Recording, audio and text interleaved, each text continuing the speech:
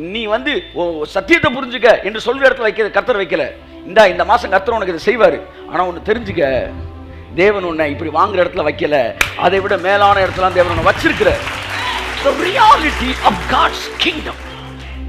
அப்ப இயேசு பூமிக்கு வந்தது என்னன்னா, பரலோக ராஜ்யம் சமீபத்திருக்கிறது.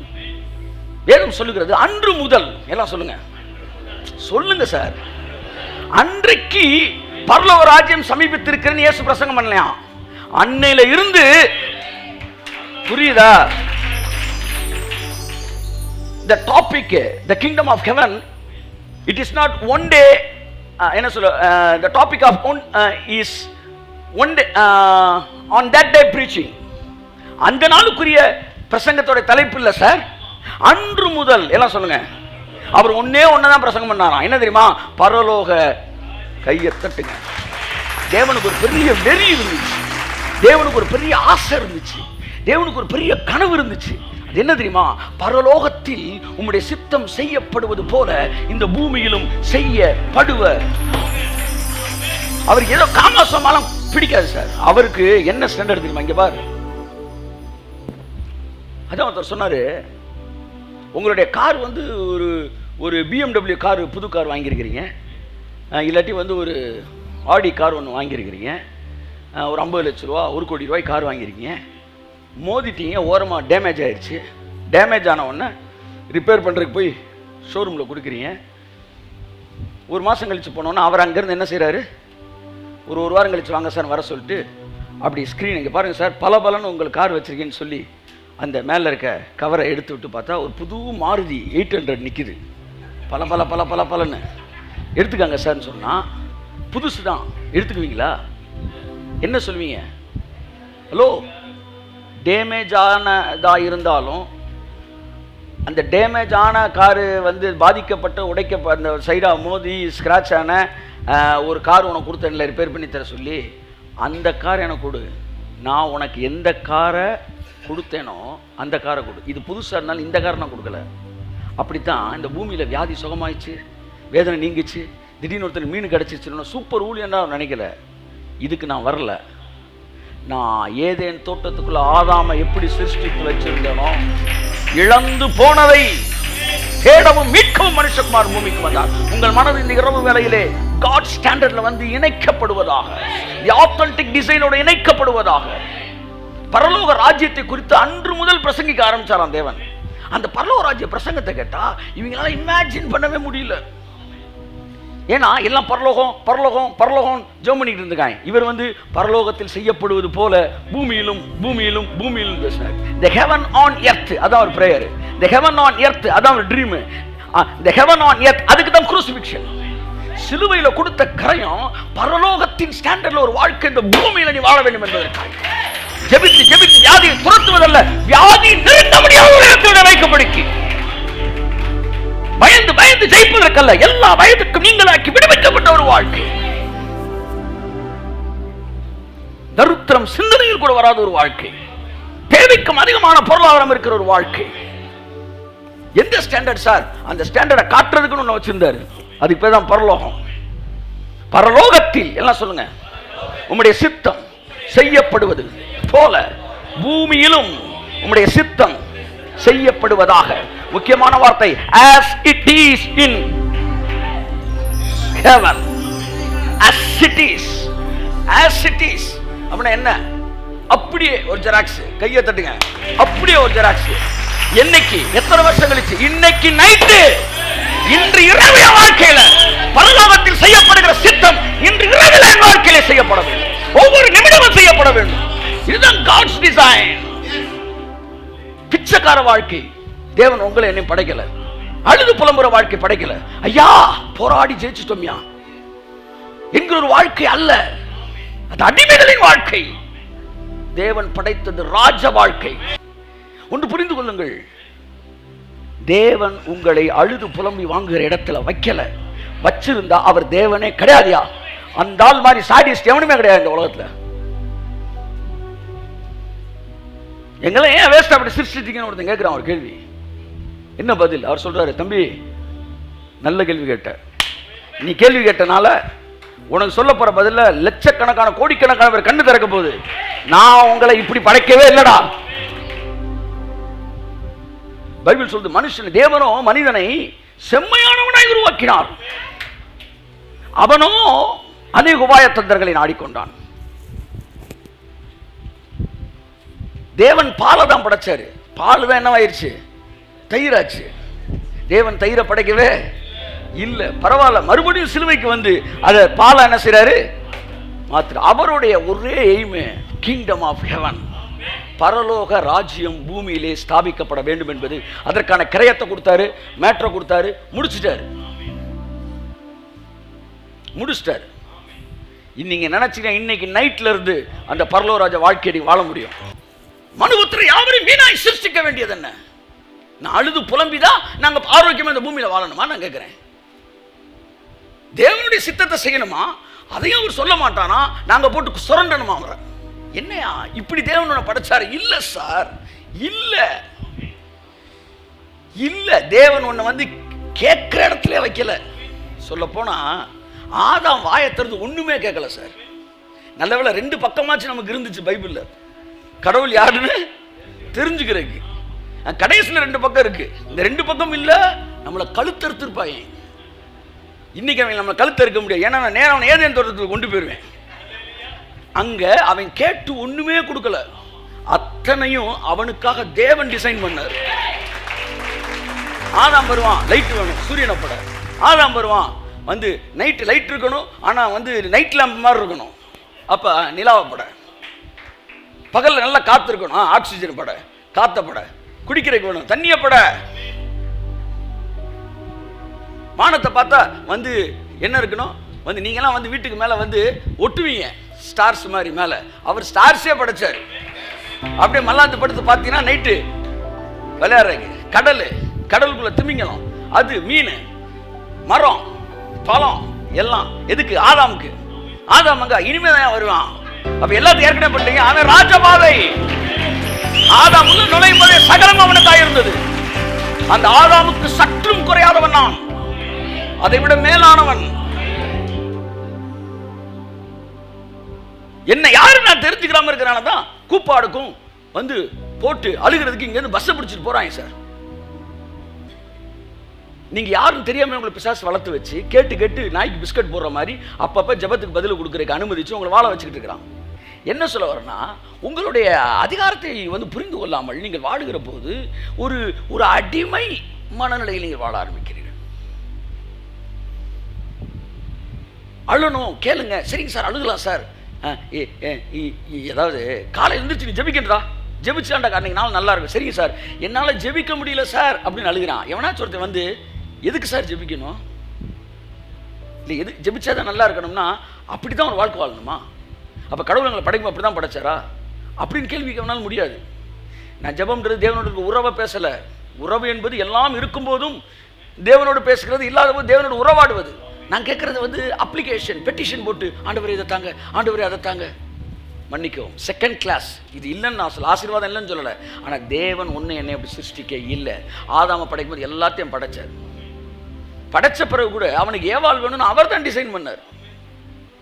அதையும் கூட முன்னாடியே சிருஷ்டித்துக்கலாம். ஏற்கனவே நான் சொன்ன மாதிரி பண்ண அவன் சீனியர் ஆயிடுவான்றக்காண்டி தான் ஜூனியராக தான் படைக்கின்றக்காண்டி இவனை படைச்ச பிறகு அவ்வளோ படைச்சார். இல்லாட்டி எல்லாமே படைக்கிறதுக்கு முன்னாடி தான் படைச்சார். ஒய்ஃப் ஜூனியர்ன்ற ஒரு மைண்ட் செட்டில் வந்து சரி படைச்ச. அதுவும் வந்து ஆனால் ஒரு நாள் கூட போய் ஜோம் பண்ணலையே, ஆண்டவரே எல்லாம் ஜோடியாக இருக்கு, நான் மட்டும் தனியாக இருக்கிறேன் சொல்லவே இல்லையே. எங்கேயாச்சும் ஒரு இடத்துல வந்து ஆதாம் ஜோம் பண்ணான்னு சொல்லுங்கள். இல்லை எவனாச்சும் ஒருத்தன் ஏன் சார் என் கல்யாணத்துக்கு என்ன எவ்வளோ ஜபிக்கணுமா அந்த கேள்வி கேட்டேன்னு வச்சுக்காவே, நீ ஃபஸ்ட் கிளாஸுக்கு வந்துட்டேன்னு அர்த்தம். நீ ப்ரேயரில் மூவ் பண்ணாமல் நீ ஃபெய்த்தில் மூவ் பண்ண ஆரம்பிச்சிட்டேன்னு அர்த்தம். ஃபெய்த்தில் மூவ் பண்ணுற இடத்துல தான் தேவன் உங்களை வச்சார். ஜெபிக்கலாம், தப்பே இல்லை. இங்கே லாவே கிடையாது. வெளியில் போய் ஜெபிக்க வேணான்னு சொல்லவே இல்லை. ஜெபிக்கலாம். நான் தான் சொல்கிறேனே, வந்து லான்றது ஒன்று நியூ கவர்னன்ட்டில் கிடையாது. வியாதி வந்து டாக்டர்கிட்ட போய் சோமாச்சா, கர்த்தர் வலது பார்சத்தில் நிற்கிறார். டாக்டர் ஏன்டா போனான்னு கேட்க மாட்டார். இல்லை டாக்டர்கிட்டே போவோம் சோமாயிட்டியா, கர்த்தர் வலது பார்சல் நிற்கிறாரு. இல்லை சுகமே ஆகலை, விரலையே கட் பண்ணி எடுக்கிற மாதிரி அப்பவும் கர்த்தர் வந்து உன்னை கடிந்து கொள்ளவும் கூட நிற்கிறாரு.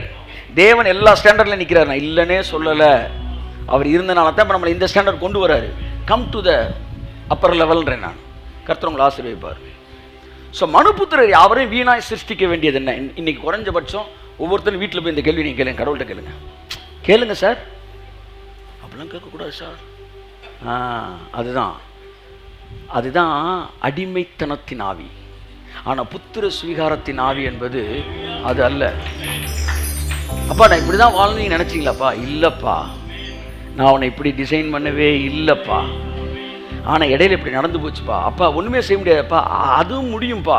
சிலுவையில் நான் எல்லாத்தையும் முடிச்சுட்டேன்ப்பா. அதனால் இனிமேல் நீ வந்து அந்த எஃபெக்ட் உன்கிட்ட இருக்காதுப்பா. இப்போ நான் என்னப்பா செய்யணும்? இதை நீ புரிஞ்சுக்கிட்டாலே போதும்ப்பா. இன்னையிலேருந்து இந்த நிமிஷத்துலேருந்து இது ஒன்று ஆப்ரேட் உனக்குள்ள ஆகும்ப்பா. அதுக்கப்புறம் நீங்கள் அந்த ஸ்டாண்டர்ட்லேயே தான் வருவீங்க.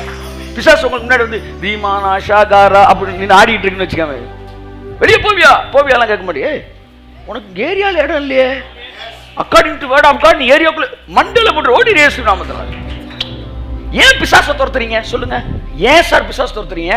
அவன் வந்து உங்க ஏரியாவுக்குள்ள வர கூடாது என்பதை என்றைக்கு நீ புரிந்து கொள்ளுகிறாயோ அன்றைக்கு தான் நீ பிசாசை துரத்துவ.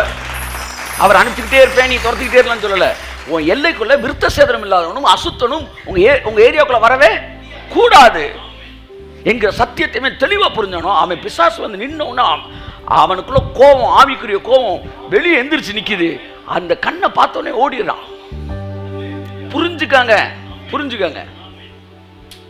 அதான் சொல்றேனே, காட்டுக்குள்ள போய் உட்காந்துருக்கிறீங்க. ஒரு பூரா வந்து அமேசான் காட்டுக்குள்ள உட்காந்துருக்கீங்க. நீங்க உட்காந்துருக்க மரத்தில் ஏறி வருதுன்னா, இல்லை ஒரு பாம்பு நிற்குதுன்னா அடிப்பீங்களா? பாம்பு இங்கிட்ட ஏறினா நீங்கள் அங்கிட்டு கூட இறங்கிடுவீங்க. ஏன்னா அவன் இருக்கிற ஏரியாவில் நீங்கள் போய் உட்காந்துருக்கிறீங்க. ஆனால் உங்கள் வீட்டுக்குள்ள ஒரு பாம்பு வந்தால் அதை அடிச்சிடுறீங்க. ஏன்னா இது உங்கள் ராஜ்யம். அதைத்தான் நான் சொல்ல வரேன். இப்போ இருக்கிறது தேவன் உங்களுக்கு கொடுத்திருக்கிற ராஜ்யம். இங்கே நீங்கள் ஒதுங்கி போக முடிய அழைக்கப்படவில்லை. அவையில் எதிர்த்து துரத்தும்படிக்கு இங்கே இருக்கக்கூடாது, எல்லைக்குள்ள இருக்கக்கூடாது என்கிற இடத்தில் தேவன் உங்களை வைத்திருக்கிறார். ஆமென் சொல்லுவோம். அப்ப தேவன் ஆதாம் படைக்கிறப்ப என்ன வச்சிருந்தாரோ அதுதான் உங்க லைஃப் ஸ்டைல் என்பதை நீங்க புரிந்து கொண்டால் உங்களுடைய எல்லா விஷயங்களும் அந்த ஸ்டாண்டர்டுக்கு ஏற்றப்பல வந்துடும். இதுல நீங்க மூவ் ஆக ஆரம்பிச்சிருவீங்க. இதைத்தான் பரலோக ராஜ்ய வாழ்க்கை என்று இயேசு பிரசங்கிக்க ஆரம்பிச்சாரு. இதுக்கு ஒரு கிரயம் கொடுக்கப்பட்டது சிலுவையிலே. அந்த கிரயத்தின் அடிப்படையில் பூமி மறுபடியும் இயேசு கிறிஸ்துவின் கரத்துக்குள்ளே வந்து விட்டது. ஆகவே இனி பரலோக ராஜ்யம் ஸ்டார்ட் ஆயிடுச்சு. இனிமே நீ இந்த ஸ்டாண்டர்ட்ல தான் வாழணும். அப்ப அந்த ஸ்டாண்டர்ட் எது சார்னு சொல்லும்போது அது பிரசங்கிக்கும் போது இவங்களால இமேஜின் பண்ணவே முடியல. அதுக்கப்புறம் இயேசு சிலுவையில் அறைஞ்சிட்டாங்க. சிலுவையில் அறைஞ்ச பிறகு அவர் 3ஆம் நாள் உயிரோடு என்ன செஞ்சாரு? எழுந்தார். மறுபடியும் சீசர்கள் பரலோக ராஜ்யத்தை பற்றியே பேசிக்கிட்டு இருக்கிறாங்க. ஏன்னா இயேசு கிறிஸ்து சொல்லிட்டாரு, பரலோக ராஜ்யத்தை குறித்த ரகசியங்களை 40 நாள் பேசினாராம். இனிமேல் இந்த சப்ஜெக்ட் தானே நீங்கள் பேசணும்னு சொல்லி இந்த 40 நாள் பேசுறதுக்கு பரலோக ராஜ்யத்தை ரகசியத்தை சொன்னப்ப இவங்க எல்லோரும் வெளியே போனாங்க. இதை தான் பிரசங்கம் பண்ணாங்க. இப்போ இது யாருப்பா சொன்னது அப்படின்னு கேட்டப்ப கர்த்தரா இயேசு கிறிஸ்து சொன்னார். அவர் தான் மேசியானாங்க. மேசியானா அவரையும் கொண்டுட்டாங்க இல்லையா அப்படின்னப்ப அவங்க வந்து இல்லை, அவர் உயிரோடு கூட எழுந்தார் அப்படின்னு ஒரு விஷயத்தை அவங்க சொல்ல வேண்டியதாக இருந்துச்சு. ஏன்னா உயிரோடு கூட எழுந்தார்னா தான் அவர் சொன்ன பரலோக ராஜ்யத்தை நம்ப முடியும். ஆகவே பரலோக ராஜ்யம் சப்ஜெக்ட் அடுத்த இடத்துக்கு தள்ளப்பட்டு இயேசு உயிரோடு எழுந்தான்றது முதல்ல பிரசங்கம் பண்ண வேண்டியதாயிருச்சு. அதெல்லாம் ஃபர்ஸ்ட் செஞ்சுரியில மேஜர் பிரசங்கம் என்னவா இருந்துச்சுன்னா ரிசரக்டட் கிரைஸ்ட், உயிரோடு கூட எழுந்த கிறிஸ்து. அவர் உயிரோடு எழுந்தான்றதை நீ கன்ஃபார்மா நீ நிரூபிச்சிட்டீங்கன்னா அதுக்கப்புறம் உயிரோடு எழுந்துட்டாரு, அப்ப அவர் சொன்ன பரலோக ராஜ்யம் சாத்தியம்தான் எங்க இடத்துக்கு வர வேண்டும். அதனால தான் பவுல் பிரசங்கித்தப்ப ரிசரக்டட் கிரைஸ்ட பேசிக்கிட்டே இருந்தான்.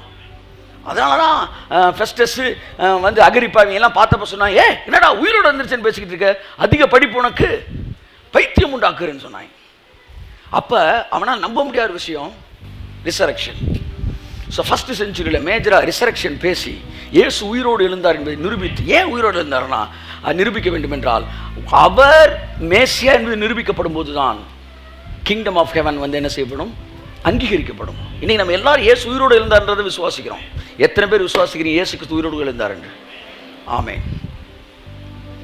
என் மீட்பர் உயிரோடு இருக்கிறார் அப்படின்னா அந்த விஷயம் உங்களுக்கு வந்து கன்ஃபார்ம் ஆயிடுச்சுன்னா அவர் சொன்னது 100% உண்மை என்பதை உங்கள் வாழ்க்கையிலே நீங்கள் அங்கீகரிக்க ஆரம்பிப்பீர்கள்.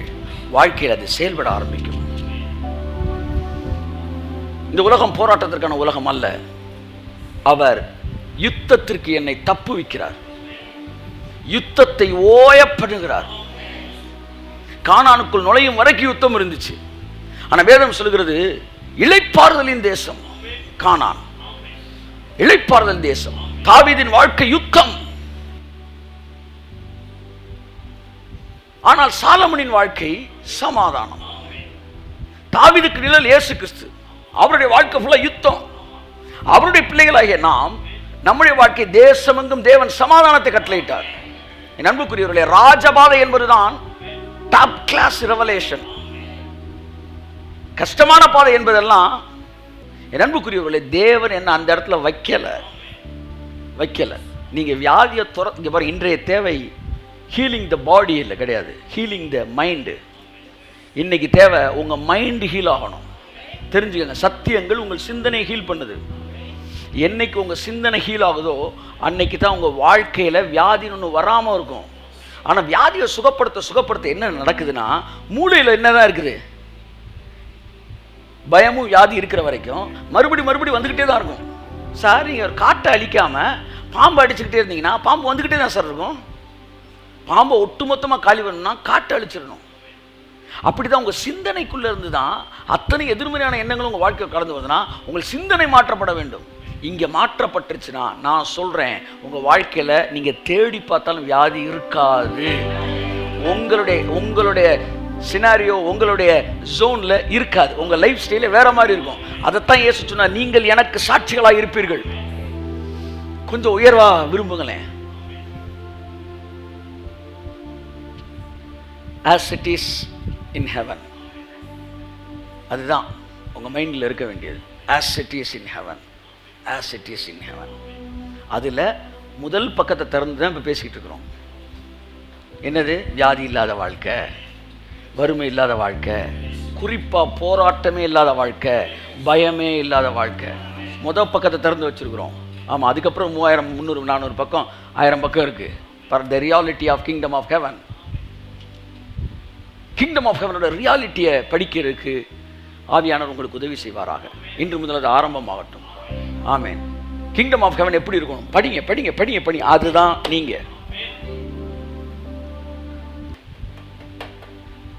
என் வேதத்தின் மகத்துவங்களை நான் அவர்களுக்கு எழுதி கொடுத்தேன், அவர்களோ அதை அந்நிய காரியம். ஒரு ஹாலிவுட் ஃபிலிமில் ஒருத்தர் ஒரு புக்கை படிச்சுக்கிட்டு இருப்பான். அந்த புக்கை படிக்கும்போது அந்த புக்கில் இருக்க மாதிரியே நடந்துக்கிட்டே இருக்கும். அந்த புக்கில் ஒரு ஹீரோ இருப்பான், அவன் ஆக்சிடென்ட் ஆகும். அதை படிச்சுக்கிட்டு இருக்கும்போது இவனுக்கு ஆக்சிடென்ட் அப்படியே நடந்துக்கிட்டே இருக்கும். கடைசி அந்த புக்கில் இருக்கிற மாதிரியே போய் அவன் யார் என்ன எதுன்றது ஒரு குறிப்பிட்ட இடத்துல அந்த சீக்ரெட் இருக்கும். அதை உடச்சி பார்த்தா தான் அவன் யாருன்ற என் பேர் இருக்கும். அதே மாதிரி இவன் போவான், அங்கெல்லாம் அது இருக்கும். கடைசியில் உடச்சி பார்த்தா அங்கே இவன் பேர் இருக்கும். கடைசி அவனுக்கு தெரியும், இவனை பற்றி தான் அந்த புக்கை எழுதியிருக்கிறான். நான் சொல்கிறேன், உங்களை பற்றி தான் அந்த புக்கை எழுதியிருக்கிறாரு. கையத்தட்டு. நீங்கள் யாரோ நினச்சி புரட்டிக்கிட்டே போனா கடைசியில் சண்டே கிளாஸ் சொல்லி கொடுத்தாங்க. யோவான் 3:16 எவனோ என்பது நான் தானே அப்படின்னு சொல்லி கொடுத்தாங்க. அந்த எவனோன்னு இருக்குல்ல, அது நீங்க தான். அப்ப என் வேதத்தின் மகத்துவங்களை எழுதி கொடுத்தேன், அவர்கள் அதை அந்நிய காரியமாய் நினைத்தார்கள். எவனுக்கோ நினைச்சான், உனக்கு தான்டா. அழகா பவுல் சொன்னாரு, அது ஆபிரகாமுக்கு மாத்திரமா எழுதப்பட்டிருக்கிறது, அது நமக்கும் அல்லவா எழுதப்பட்டிருக்கிறது. இந்த சட்டையை கழட்டி போடுங்க சார், இந்த சட்டையை கழட்டி போடுங்க சார். புதிதும் ஜீவனும் உள்ள ஒரு மார்க்கத்தை நமக்கு ஏற்படுத்தி இருக்கிறார். பழைய மார்க்கம், கேட்டு வாங்குற மார்க்கம் அல்ல, புதிதும் ஜீவனும் உள்ள ஒரு மார்க்கத்திற்கு தேவன் நம்மை அழைத்திருக்கிறார். உங்கள் மனது அங்கே எஸ்டாப்ளிஷ் ஆவதாக, அங்கே establish as it is in heaven, as it is in heaven. இந்த யுகத்தில் அந்த ஃபர்ஸ்ட் பேட்ச் நாம இருப்போமாக. ஆமென். ஃபர்ஸ்ட் பேட்ச் கொஞ்சம் ஸ்ட்ரகிளிங் இருக்கிற மாதிரி தெரியும். ஏன்னா எல்லாமே எதிர்மறையாக இருக்கான்ல, எவனுமே அதுக்கு முன்னாடி போகல, நம்ம தான் முத போகிறோம். ஆனால் பின்னாடி வரவனுக்குலாம் நம்ம இருக்கிறோம். கை தட்டுங்க சார், நம்ம இருக்கிறோம், நம்மளை பார்ப்பான். ஆமையா, அவர் லைஃப்பில் வியாதியே இல்லை சார், வாழ்க்கையில் எல்லாமே சக்ஸஸ். அவர் ஒன்றும் ரிஸ்க் எடுத்த மாதிரியே தெரியலையே. அதனால முத பிள்ளைக்கு எத்தனை மடங்கு? 2 மடங்கு. மூத்த குமாரனுக்கு சிரேஷ்ட புத்திர பாவம். எத்தனை பேர் என் கூட வர ரெடியாக இருக்கிறீங்க? ஆமாம். ஒரு புது யுகத்தை தேவன் வச்சிருக்கிறார். அது இதுவரை நீங்கள் பிறந்ததிலிருந்து கேட்காத செய்தி, நீங்கள் பிறந்ததிலிருந்து பார்க்காத ஒரு படம், அதுதான் தேவன் வச்சிருக்கிறது. இப்பத்தான் நான் ஊழியத்துக்கு வரும்போது தேவன் எனக்கு கொடுத்த ஒரு வாக்கு தத்துவத்துக்கு உண்மையான அர்த்தம் தெரியுது. இதோ உன்னோடு கூட நான் உடன்படிக்கப்படுகிறேன், இந்த பூமியில எந்த தேசத்திலும் நடக்காத அற்புதங்களை நான் உன் ஜனங்களுக்கு முன்பாய் செய்வேன். நடக்காத அற்புதம் அப்படின்னா நம்ம ஏதோ புது புது வியாதி சுகமாகிறது இல்லை. இது வரைக்கும் அதாவது அற்புதங்களில் வந்து வேற லெவல் கொண்டு போறாரு. என்ன அது வியாதிகள் சுகமாவது என்பது ஒரு அற்புதம். வியாதி இல்லாத ஒரு வாழ்க்கையை மிக சாதாரணமாக வாழ்வது இதுவரை செய்யப்படாத அற்புதம். இப்படி எல்லாத்துலயுமே நீங்க வேற கிளாஸ்க்கு கொண்டு போறதுக்கு தான் உங்களையும் என்னையும் தேவன் அழைச்சிருக்கிறாரு. We are not the last row of the previous batch. We are the first row of the last batch. கையெழுத்துங்க ஒருத்தர் காமே. அதனால இதுக்கு முன்னாடி இருக்கிறவன் செய்திக்கும் உங்க செய்திக்கும் கட்டாயம் கான்ட்ரடிக்ஷன் இருக்கத்தான் செய்யும். ஏன்னா நீங்க you are not the last row of the previous batch. You are the first row of the last batch of this world. கையெழுத்தே ஆமென். ஆகவே தேவன் உங்களை அழைத்த அந்த அழைப்புக்குள்ளாக நீங்கள் கடந்து வர முடியும். அன்புடன் அழைக்கிறேன். நீதிமானின் பாதை. ஏன் இந்த ராஜ பாதை அவனால விசுவாசிக்க முடியும்? கேட்க மாட்டேன்றான் தெரியுமா? அவனால அதை நம்பவே. அது எப்படி சார் இந்த உலகத்துல எதுவுமே இல்லாம வர முடியும்? அப்படித்தான் எங்களை படைச்சாரு. என் தேவன் எங்களை அப்படித்தான் படைச்சார். உங்களுக்கு போர் கலையை கற்றுக் கொடுப்பதற்கு உங்களெல்லாம் அழைக்கல. நான் ஒரே ஒரு கேள்வி கேட்கிறேன். வெள்ளம் வந்தப்ப நோவா நீச்சல் சொல்லி கொடுத்தாரா? சொல்லுங்க சார். நோவா என்ன சொல்லி கொடுத்துருக்கணும்? இங்கே நீச்சல் கற்றுக் கொடுக்கப்படும். என்ன வெள்ளம் வரப்போகுது, எல்லாம் அப்படிதான் அடிங்க அடிங்க அடிங்க. நோவா தத்த கிளாஸ் இருக்கு. நோவா நீச்சல் கத்து தரவில்லை. வெள்ளம் வந்துருச்சு, கமான் எல்லாரும் எல்லாம் அந்நிய பாஷையில அப்படியே அப்படியே அப்படியே நீச்சல் அடிங்க நீச்சல் அடிங்க. உங்களை என்னையும் வார்ஃபேர் பண்றதுக்கு தேவன் அழைக்கவே இல்லை. புரிஞ்சுக்காங்க, தயவுசெய்து புரிஞ்சுக்காங்க. தண்ணி வரும்போது பேழைக்குள்ள வந்து சேஃபா உள்ள வந்துடுறதுக்கு தான் தேவன் உங்களை அழைச்சாரு.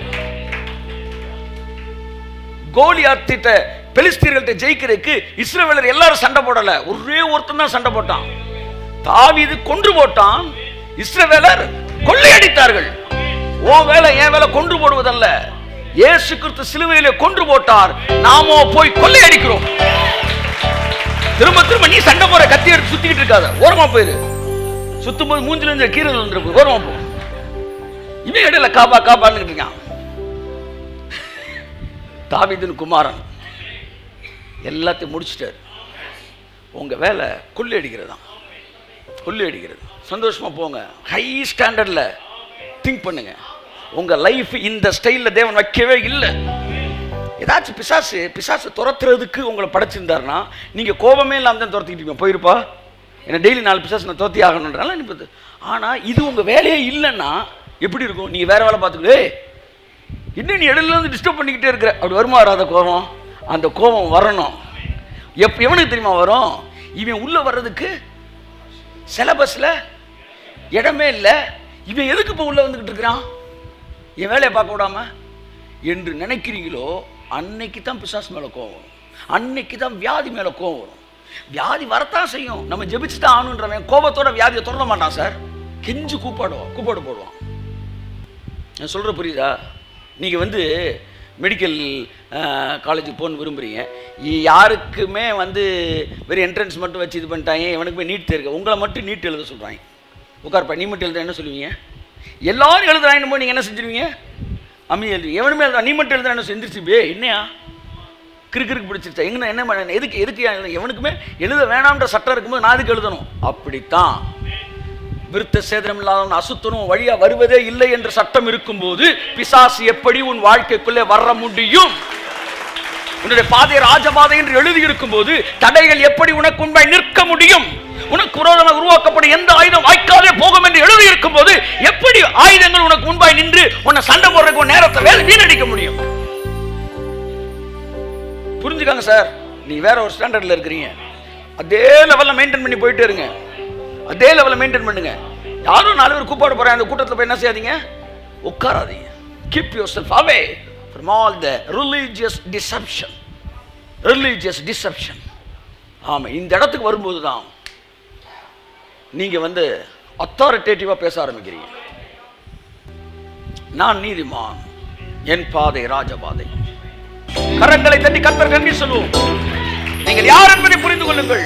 நீதிமானின் பாதை, ராஜாவின் பாதை ஒளிந்து போ இயேசுவின் நாமத்தினாலே.